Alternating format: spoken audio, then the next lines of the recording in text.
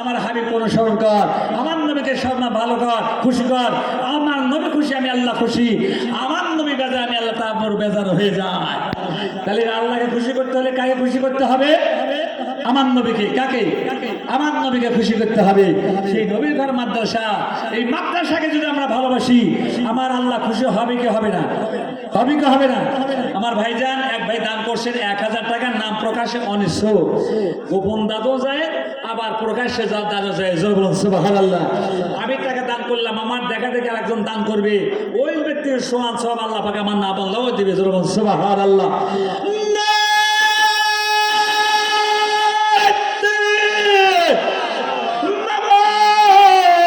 তোমার একবার না 1000 টাকা দান করলো, গোপন ভাবে দান করলো, গোপন ভাবে দানটা কবুল করে নাও। গোপন অবস্থায় জিন্দেগি গুনাহ ক্ষমা করো।